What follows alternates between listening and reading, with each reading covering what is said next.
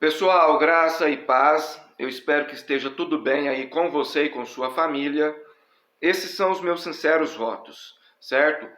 Hoje eu quero comentar com vocês sobre esses 5 erros que, ao meu ver, respeitosamente, os pós-tribulacionistas devem evitar.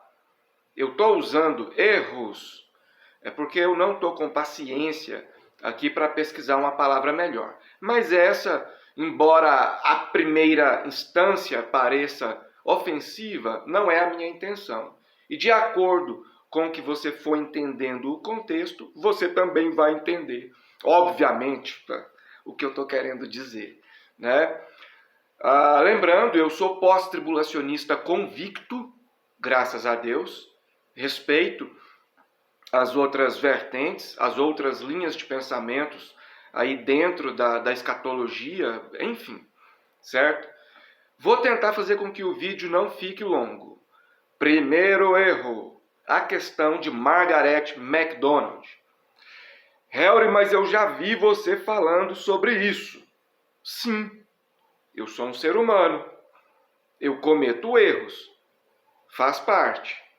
O que não pode fazer parte é aquele gosto em cometer os mesmos erros sempre, e principalmente o que não pode fazer parte é você cometer esses mesmos erros de forma proposital, às vezes até se viciar nisso, por decorrência de uma paixão, por decorrência de um dogma. Então nós erramos. Faz parte da caminhada, certo? E eu também já cometi esse erro aí de fazer essa ligação. Então, não é correto, certo? Eu sei que muitas pessoas vão discordar e vocês têm todo o direito. Eu só peço que estudem, examinem um pouco antes. Se não quiserem também, não tem problema, tá bom? Cada um faça o que quiser. Mas, enfim, não é correto ligar o surgimento do pré-tribulacionismo de forma única e específica à pessoa e principalmente à visão, a suposta visão que a jovem Margaret MacDonald teve, segundo o que nós conhecemos aí da história dessa moça e do contexto o qual ela estava inserida, né? Isso é um erro. Por quê? Porque independente da visão de Margaret MacDonald, independente de qualquer outra coisa externa ao texto, o debate teológico, escatológico, deve ficar no campo solo escriturístico. Mas eu descredibilizo a corrente tal porque ela nasceu com o ciclano. Tá ok. Vamos estudar isso na Bíblia. Vamos ver o contexto. Vamos analisar as implicações. Se houver necessidade, vamos então analisar as línguas originais. Se houver necessidade, vamos partir para outros âmbitos, outras áreas? Vamos. Dá para você discutir o texto bíblico apenas dentro da Bíblia. Caso contrário, você vai estar quebrando o princípio da hermenêutica teológica, da hermenêutica bíblica, onde a Bíblia explica a própria Bíblia. E mesmo se você recorrer à história, a todo esse contexto, eu não vou adentrar no contexto de Margaret MacDonald, a visão, a data, enfim, não. Até porque eu creio que quem estuda a escatologia já está ciente disso, né? Se você for adentrar nisso aí, em um contexto mais, digamos que macro, você vai ver vestígios, você vai ver nuances que antecedem aí a Margaret MacDonald, ok? Que antecedem John Darby, por exemplo. Porque muitas das vezes John Darby foi o criador do pré-tribulacionismo e tal. A gente tem que entender que existe uma diferença de surgimento, de ápice, de criador, de sistematizador de divulgador. Então nós poderíamos atribuir uma sistematização a Darby, aos irmãos de Plymouth, aquela questão toda. Nós poderíamos atribuir uma divulgação a Scofield, certo? Mas atribuir o surgimento, a gênesis do pré-tribulacionismo a Darby pode ser algo meio complicado, certo? Mas fulano disse isso, ciclano disse aquilo. Ok, eu respeito. Às vezes eu posso discordar, porque é um direito meu também, né? Mas eu respeito. Mas aí eu volto àquela tecla. O debate bíblico, o debate teológico, escatológico, qualquer debate que envolva a teologia cristã tem que ser debate solo escriturístico, certo? Principalmente para quem é protestante. Você não tem lá a sola escritura. Então por que na hora do debate, é Darby, os irmãos de Plymouth, Scofield, Champlin, Margaret MacDonald, não, cara. Não existe essa necessidade. Não existe. Certo? Vamos para o segundo erro. Lembrando que isso aqui deve ficar no campo da argumentação. Tem que ser interpretado no campo da argumentação. Eu não estou falando nada aqui com a intenção que você leve para o lado pessoal. Certo?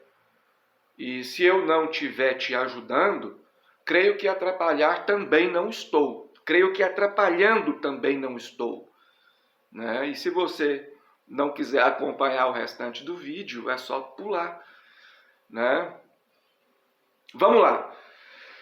Segundo erro, a questão de acusar o pré-tribulacionismo de ausência na patrística. Vixe. E agora? Esse erro eu não me lembro de ter cometido, tá bom? Mas pode ser que em alguma instância, em alguma discussão eu tenha tocado no assunto. Mas eu vejo muitos pós-tribulacionistas, com todo respeito, repito, eu sou pós-tribulacionista convicto, certo? Convicto, graças a Deus. Eu vejo muitos pós-tribulacionistas usando esse tipo de argumentação. E você não precisa parar de usar a sua argumentação só porque eu estou falando que para mim isso é um erro. Você é livre. Então basta você analisar o que eu estou dizendo e filtrar, certo? Então eles acusam, o pré-tribulacionismo não existiu na patrística, não existe pré-tribulacionismo consistente na patrística. Tá, e desde quando a patrística se tornou um fator determinante para dizer o que é certo e o que é errado? Desde quando? Esse é um erro, ok? Na patrística você não vai ter mesmo, historicamente falando, em termos de documentos, enfim, você não vai ter pré-tribulacionismo. Pelo menos não de uma forma clara, pelo menos não de uma forma consistente, pelo menos não de uma forma sistematizada, pelo menos não de uma forma majoritária. Você não vai ter pré-tribulacionismo na patrística dentro desse contexto aí, ok? Mas repito, patrística não é fator determinante, é uma fonte de estudos de ótima qualidade? Sim. É uma fonte histórica, teológica de ótima qualidade? Sim. É um fator determinante? Não. O que é determinante? Extração da lógica do texto bíblico. Bíblico. Certo? Por isso que o debate teológico cristão deve ser solo escriturístico. Ah, mas o fulano na patrística era patripacionista. Ah, mas o outro seguia uma trindade, a linha de Tertuliano. Ah, mas o outro seguia uma trindade, a linha do que foi atribuído a Atanásio. Ah, mas o outro era isso, o outro era maniqueísta, o outro era sinergista, o outro era monergista, e por aí vai. E a Bíblia? O debate precisa ser solo escriturístico, certo? É assim que tem que ser. Ah, mas existe um pseudo-Efraim que possivelmente citou aí algo que pode ser usado dentro do pré-tribulacionismo. Existe um contexto. Ok. A questão é,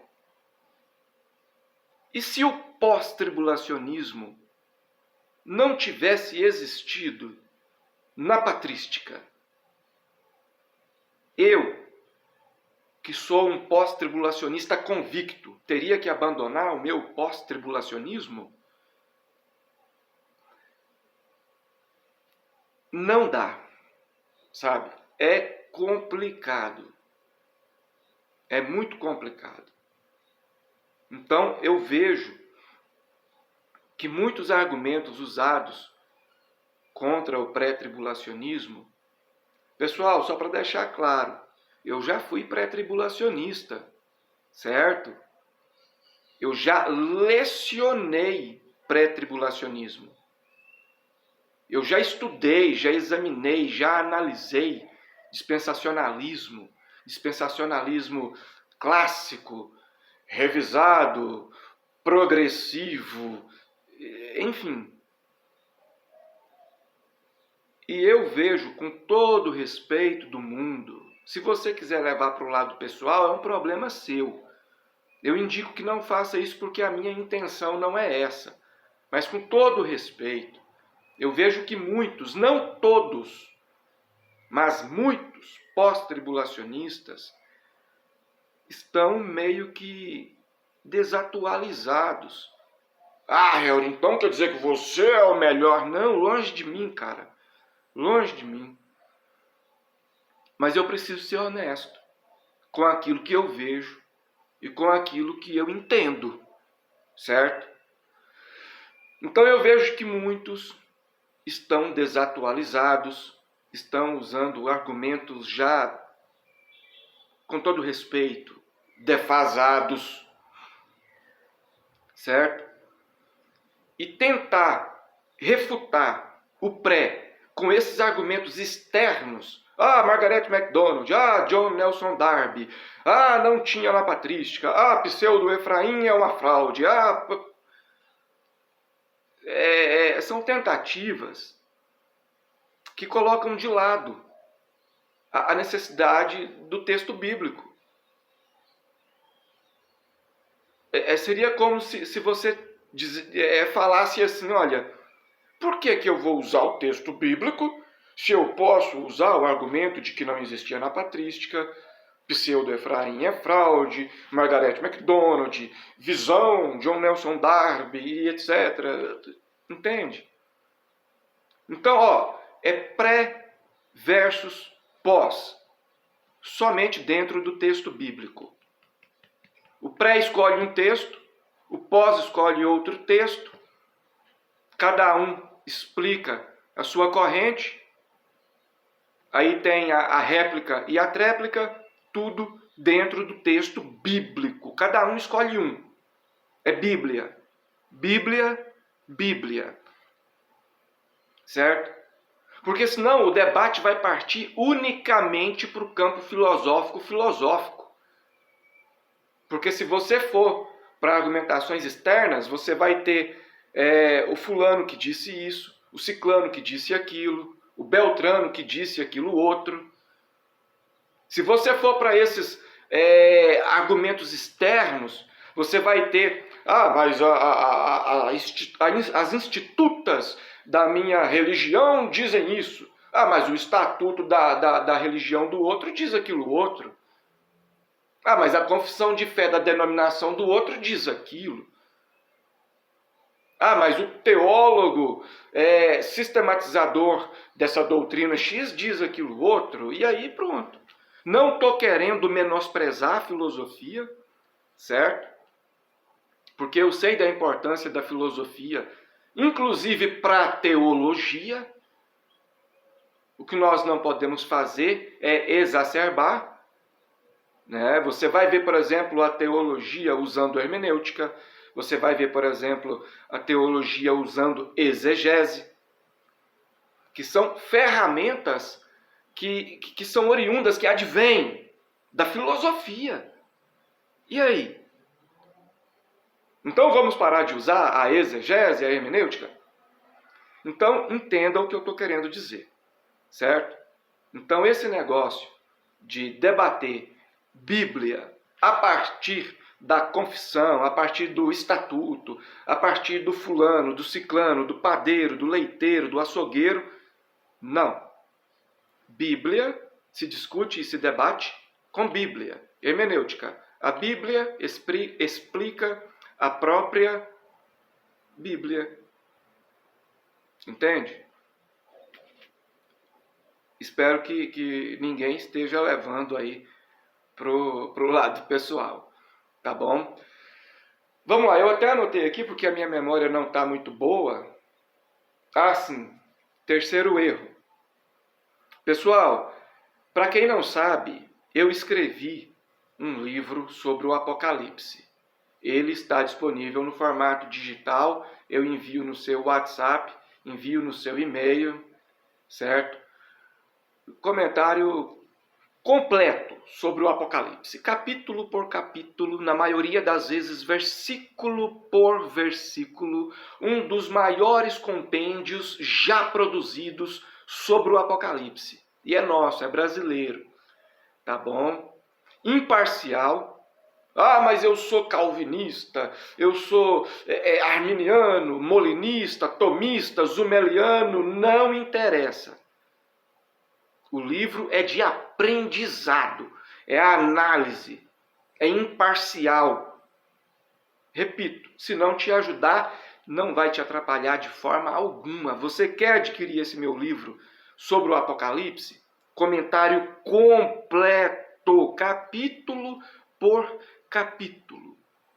Exegese, história, análise, comentário versículo por versículo. Você quer adquirir? Entre em contato comigo. Os detalhes na descrição. Basta você transferir, depositar, me enviar a foto do comprovante. Eu te envio o livro no seu WhatsApp e também no seu e-mail, certo? E para quem quiser, eu também escrevi um livro na mesma linha, só que sobre o livro do profeta Daniel, capítulo por capítulo, priorizando as profecias. Cara, eu sou suspeito em falar, né? Então você pode perguntar para quem já leu, para quem já comprou. Certo? Vamos lá. Terceiro erro. Tempo de existência de uma doutrina. Eu já vi, não vou generalizar, mas eu já vi muitos pós-tribulacionistas, com todo respeito, dizendo assim: mas o pré-tribulacionismo é uma doutrina muito nova. Basicamente do século XIX, né? Esse é um outro erro. Quem foi que disse para você que tempo de existência de uma doutrina é um fator determinante para dizer que ela está correta ou que ela está errada? Quem foi que disse isso para você, meu amigo? Quem? E se a gente descobrir uma heresia hoje? E se amanhã a gente descobrir que essa heresia tem, sei lá, supondo 3.000 anos de existência, essa heresia vai passar a ser verdade? Vai passar a ser ortodoxia? Porque ela é muito antiga. Tempo de existência de uma doutrina não é fator determinante para dizer que ela é correta ou que ela é errada. A Bíblia é determinante. A Bíblia explica a Bíblia. Por isso, o debate teológico cristão precisa ser solo escriturístico. Senão você vai ver esses debates de pessoas que só querem enaltecer seu próprio ego, mostrar filosofias. Eu já expliquei aqui sobre a filosofia, não é menosprezo, muito pelo contrário, mas a exacerbação, e dependendo do uso, não é saudável dentro desse contexto que a gente está abordando, que é o contexto teológico bíblico. Então, se o debate não for solo escriturístico, nós vamos ter isso aí. Pessoas querendo humilhar as outras, querendo passar o trator, né, por cima, pessoas querendo arrotar diplomas, tudo isso, menos santidade no debate. Ah, Helder, então você agora é a régua. Não, cara. Se você está entendendo isso, sugiro que você nem assista o restante. A sua interpretação está muito fraca e insuficiente, com todo respeito. Ok? Então, o tempo de existência de uma doutrina não é fator determinante para dizer que ela está correta, para dizer que ela está errada, etc. Certo? Por isso nós temos a Bíblia, por isso nós temos a exegese, ok?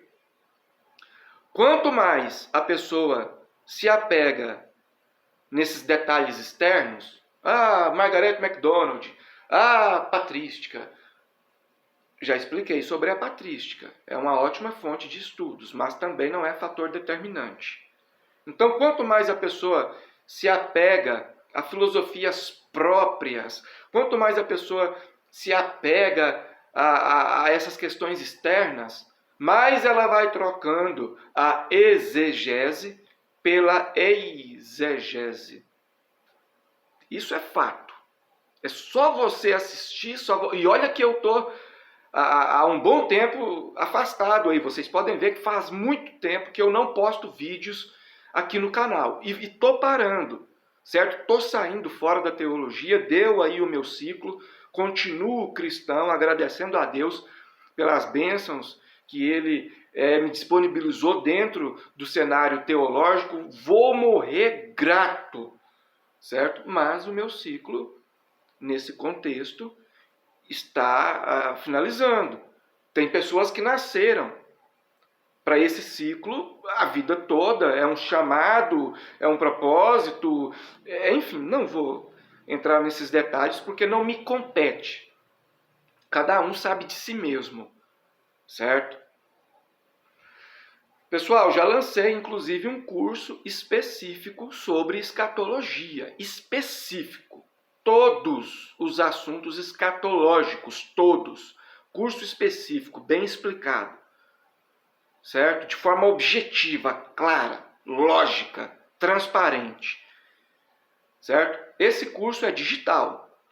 Você pode fazer ele inteiro pelo celular. Se você quiser adquirir na Hotmart, se eu não me engano, está R$300. Você pode até parcelar no cartão, na Hotmart. Eu vou deixar o link na descrição. Se você quiser adquirir direto comigo, eu te dou um desconto aí para pagamento à vista no Pix, certo? É um curso escatológico completo, específico. Você pode fazer no celular, se você quiser. O material já está gravado, você pode acessar e baixar quantas vezes você quiser. O curso inclui PDFs e vídeos, certo? Então, entre em contato, adquira aí. Helder, você está aproveitando o vídeo, o tema para vender seus materiais. Eu não acho errado um escritor, vender livros. Eu não acho errado. E se eu produzir um curso, se eu gastei, se eu empreguei tempo, se eu empreguei energia, intelecto, se tudo isso me custou, não acho errado eu disponibilizar para quem quer comprar. Errado é eu falar, olha, se você não comprar, você está frito. Você vai perder a salvação, o galardão, você vai se desviar. Isso seria errado. Tá bom? Deixa eu olhar aqui na minha anotação que a memória RAM aqui está cansada. Tá? Vamos lá. Assim, agora nós vamos partir para a questão da trombeta. E agora eu preciso mais da sua atenção. E o vídeo já está com... quanto? Aqui não dá para ver por causa da claridade, cara. 25 minutos? Tá, vou tentar ser bastante rápido aqui.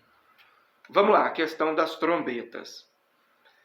Nós não podemos confundir trombetas ritualísticas veterotestamentárias com trombetas escatológicas neotestamentárias. Certo?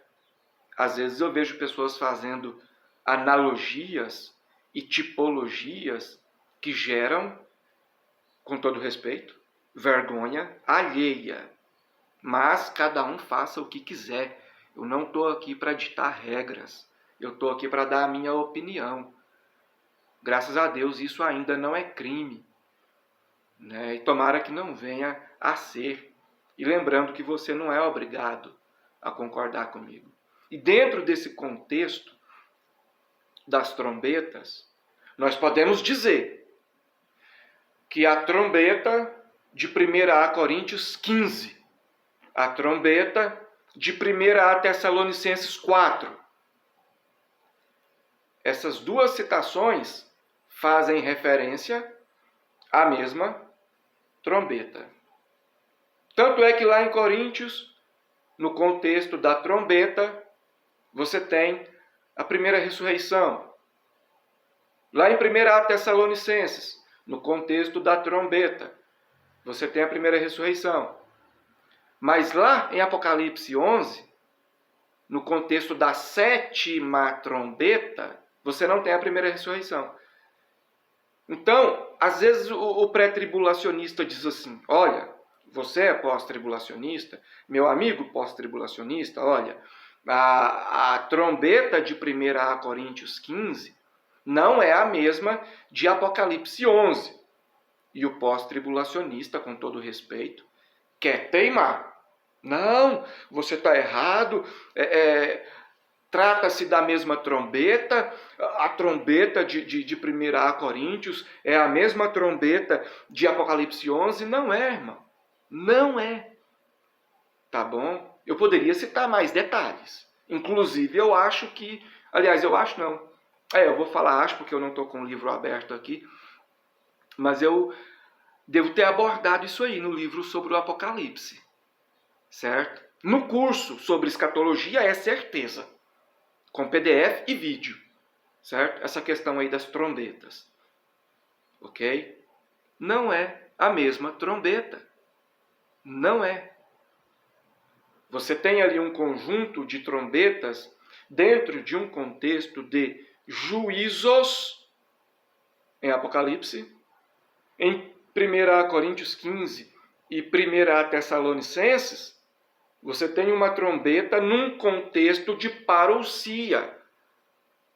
É diferente. Eu poderia detalhar? Poderia, demais. Detalhe, muitos detalhes, versículo por versículo, o contexto, as ligações, os silogismos, tudo, cara. Mas eu não vou fazer porque o intuito aqui não é esse. Mas esse é um erro. Que alguns, não todos, pós-tribulacionistas cometem, certo? Que é tentar provar que a trombeta de 1 Coríntios e a trombeta de Apocalipse 11 é a mesma. Então, você não é obrigado a concordar comigo, tá? Eu vou encerrar, era para o vídeo ter ficado bem mais curto. Mas vamos lá. Quinto e último erro é a questão da perdição. Pessoal, se esse aqui for o último vídeo que eu estou postando aqui no canal, quem sabe do futuro é Deus, certo? Se esse for o último vídeo, eu agradeço a todos vocês que me acompanharam, certo? E que vão continuar assistindo os vídeos, porque os vídeos vão ficar aqui postados, né, armazenados. Então eu agradeço a vocês que já compraram meus materiais, meus cursos, meus livros. Agradeço de coração, certo? Que Deus abençoe você, que Deus abençoe sua família, tá bom? Às vezes você nunca me viu pessoalmente, você nunca conversou comigo, mas saiba que você tem a minha gratidão, tá bom? Certo? Sobre a questão da psicanálise, as pessoas que já agendaram as consultas comigo serão atendidas, certo? Eu vou estar fazendo aí um novo ciclo de consultas na psicanálise. A gente vai colocar outros preços, certo? Não vou mentir, o preço vai ser um pouco mais alto, tá? Quem quiser agendar uma consulta psicanalítica, para quem não sabe, eu sou psicanalista formado, graças a Deus, comecei a estudar psicanálise em 2007 de forma autodidata, né? Basicamente, o ano passado eu concluí de forma mais formal, né? Me formei, já sou inscrito na Ordem dos Psicanalistas do Brasil, me formei pela FATEB, né? E se você quiser agendar a sua consulta, você pode entrar em contato comigo, tá? Então eu vou me dedicar mais a outras áreas, porque eu preciso, porque eu tenho planos, porque eu tenho contas a pagar que vão além, tá bom? Para quem não sabe, eu também sou técnico em transações imobiliárias, sou formado, inscrito no Cresce, certo? Então, inclusive, se você tem algum terreno para vender ou quer comprar em Goiânia, Aparecida de Goiânia, Aragoiânia, Hidrolândia, aqui em Goiás, entre em contato comigo. Na descrição tem o meu número comercial, certo? Então, eu tenho planos, eu tenho objetivos aí, certo? E não vai dar para conciliar com a teologia, ok? Respeito quem consegue conciliar muitas coisas. Não é o meu caso, minha cabeça já está muito cansada, minha memória já está desgastada, tá bom? Então, vamos lá.